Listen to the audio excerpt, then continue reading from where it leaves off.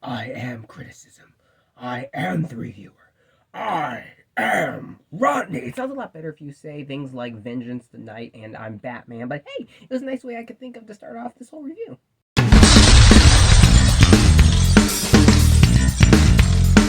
The Batman is directed by Matt Reeves and stars Robert Pattinson, Zoe Kravitz, Paul Dano, Jeffrey Wright, Colin Farrell, and a bunch of other extremely talented actors. And in this movie, it tells the story of Batman in his second year as the Dark Knight, roaming the streets of Gotham at night, instilling fear into the hearts of villains, posing as the Batman. Batman is actually Bruce Wayne, but a mysterious serial killer calling himself the Riddler emerges in the city. This serial killer begins to leave clues and riddles for the police and Batman, and has a larger grand scheme which may connect to dark secrets in the city and in Bruce Wayne's past. First off, I'd like to start by saying that The Batman was by far my most anticipated movie this year. This has been one of my most anticipated movies of all time, as a matter of fact.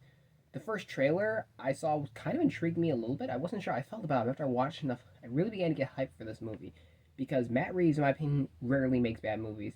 And I really wanted to see what he was going to do, because I'm a big fan of his Planet of the Apes films. And I wanted to see what it was going to be like. So I finally saw it. And I have to say, this movie, it's it's new. Believe me, this is the darkest Batman movie I've ever seen, and it is also the closest we've ever seen to Batman going R. And I'll get into the reasons why for that soon. But first, let's talk about the performances. First off, Robert Pattinson is Batman. Let's just get to it. This is the main thing everybody's interested in how his performance was. As Batman, Robert Pattinson is phenomenal. He kills it. The way he portrays Batman with this rage, this anger, you can sense just the inside him, the vengeance that he wants to take out, and the way they characterize Batman in the movie is so good. He's almost like this horror character to the villains. Like he just emerges from the shadows in the most intimidating ways, and he will kick your butt. Also, Batman is a detective in this movie. He does some serious detective work. This movie is primarily a detective movie with action in it. And I love it because I've wanted to see this kind of Batman forever. So Batman is the world's greatest detective. So they were like, let's show Batman as the world's greatest detective, but he can really fight in the process. And I loved it. The costume's great. He also has his own Batman voice. He didn't try to do the Christian Bale, I'm gonna talk like this and breathe after every one of my things I say because I'm the one that Gotham needs. That's what it deserves. He also didn't do the Ben Affleck, tell me, do you bleed? Kind of voice. And he didn't do the George Clooney, hi, Freeze, I'm Batman. You know, he didn't do any of those. He did his own voice. It's more of a whispery voice. It's almost more like this. It's very intimidating. And Batman just looks intimidating. He moves intimidating. I'm not lying. He can just walk, and Batman is intimidating. He does a really good job at that.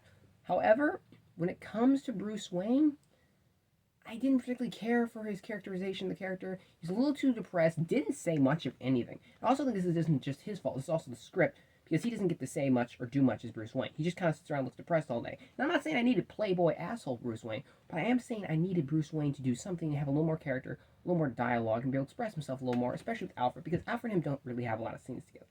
Zoe Kravitz as Selena Kyle and Catwoman is phenomenal. I love her. She is so good in this movie. They gave her character some very interesting new details that weren't there originally that I really liked, and I think her portrayal of the character is beautiful. She's a phenomenal job. I was so impressed by Zoe Kravitz in this movie. I really would like to see more of her character. I really do.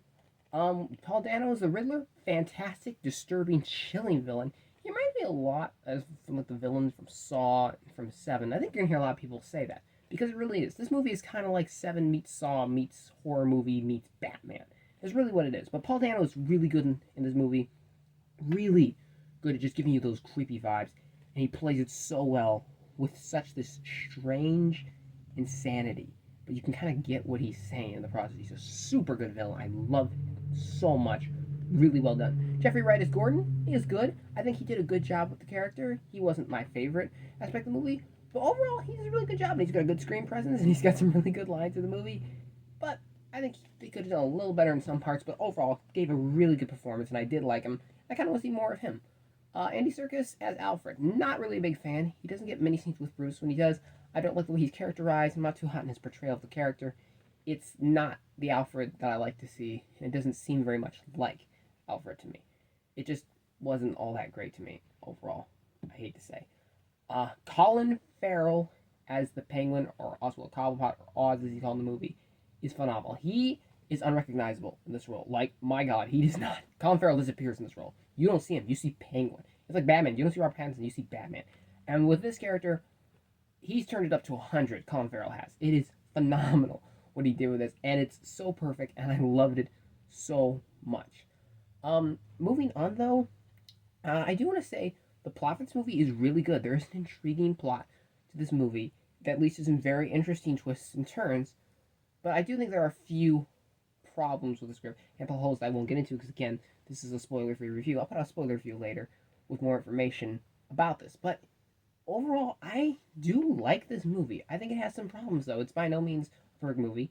This movie, though, looks gorgeous. This is the best-looking Batman movie we've ever had. Like, they have some gorgeous shots in this movie, some wonderful special effects, and some good, very solid action in this movie. The fights look really nice, I think.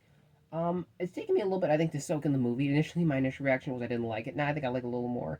I'm going to try to see it a third time before I do a spoiler review, just because I think it's one of those movies. It's very different. This is, like I said, is the darkest Batman movie, and the kills in this movie are freaking brutal by the Riddler. They are, man, those are some tough kills. This is not a movie necessarily for kids. I don't advise you taking your kids to see this movie. This is a hard PG-13. There is the F word in this movie, and there's some slight nudity and some very violent graphic scenes. This is a Batman film for adults or much older audience. This is not a kid Batman movie. This is serious, hardcore Batman, and I love it. I do think the movie has some problems with the plot. I can't really go into my problems because I'm going to spoil things, and I can't go into my positives too much because I'm going to spoil things. So I think I'm just going to leave pretty much with that and saying that I think the music, oh my God, I almost forgot about it. The music in the movie is phenomenal. It is great. All the costumes in the movie are wonderful. Super impressed. The lighting, my God, it was good. And the director of photography. This movie looks and sounds great. On a technical level, it's fantastic. I do have personal problems with the movie, though, that I can't get into in this review because of that. So, with that, I'm going to have to wrap it up. I'm going to give you my rating of the movie. And someone's ringing my doorbell. But I'm going to give you my review for the movie, which was that, and my rating. Overall, I'm going to give The Batman an 8 out of 10. Thanks ever so much, as always, guys, for watching. And stick your out and keep you guys open for my spoiler review. And I'll talk to y'all next time. And thanks, as always, for watching. Have a great day.